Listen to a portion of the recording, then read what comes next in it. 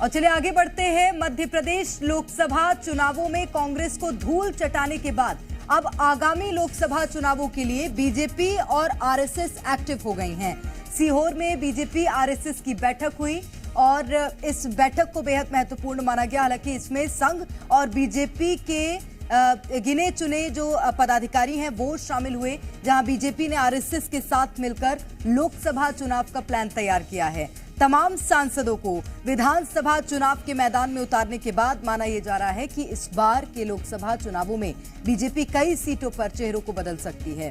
तो वहीं आज की बैठक में बीजेपी ने तमाम मुद्दों पर चर्चा की, जहां बीजेपी ने लोकसभा चुनाव को लेकर अपनी योजना तैयार की है। और वहीं सीहोर के होटल में हुई इस बैठक में सीएम मोहन यादव मौजूद रहे, तो वहीं संगठन के तमाम दिग्गज बैठक में शामिल हुए। बैठक में हर लोकसभा सीट के लिए बड़े नेताओं को जिम्मेदारी तय की गई है। तो वहीं अर्धपन्ना प्रभारी बनाने पर बीजेपी का खास फोकस रहा। बीजेपी हारी हुई विधानसभा सीटों पर जीत हासिल करने के लिए प्रभारी तैनात करेगी। तो वहीं सभी मंत्रियों को कार्यकर्ताओं का विशेष ध्यान रखने के निर्देश भी दिए गए हैं।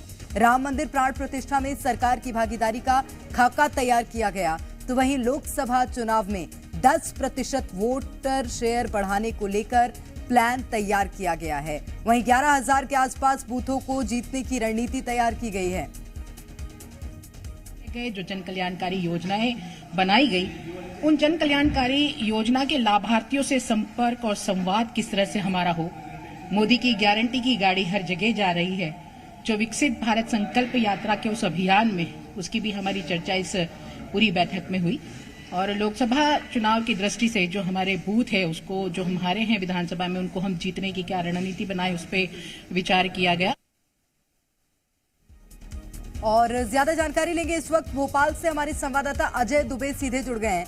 अजय, अब लोकसभा चुनाव बहुत नजदीक है और पूरी तैयारी करती हुई बीजेपी नजर आ रही है। बैठक में क्या प्लान तैयार हुआ है, समझाइएगा।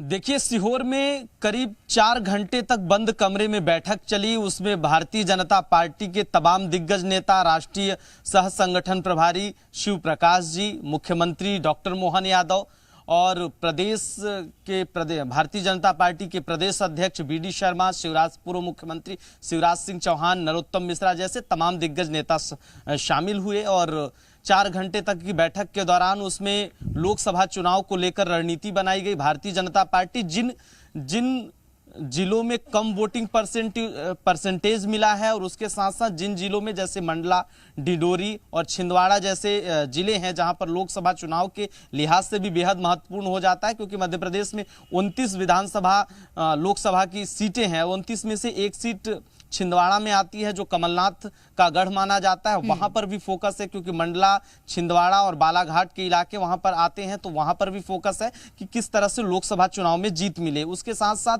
माइक्रो बूथ लेवल, जो बूथ लेवल विस्तार अभियान है, उसके तहत माइक्रो लेवल तक, एकदम निम्न स्तर तक जाना है। भारतीय जनता पार्टी के कार्यकर्ताओं को जनता से मिले और उसके साथ केंद्र की योजनाएं और राज्य की जो योजनाएं हैं वो जनता को बताने के निर्देश दिए हैं। इसके साथ साथ पन्ना प्रमुख बनाने की जिम्मेदारी दी गई है। पन्ना प्रमुख बनाए जाएंगे, मध्य प्रदेश में तमाम पन्ना प्रमुख बनाए जाएंगे, ताकि जनता से और कार्यकर्ताओं से संपर्क किया जा सके, मंडल तक के कार्यकर्ताओं से सीधे सरकार की बातचीत हो सके।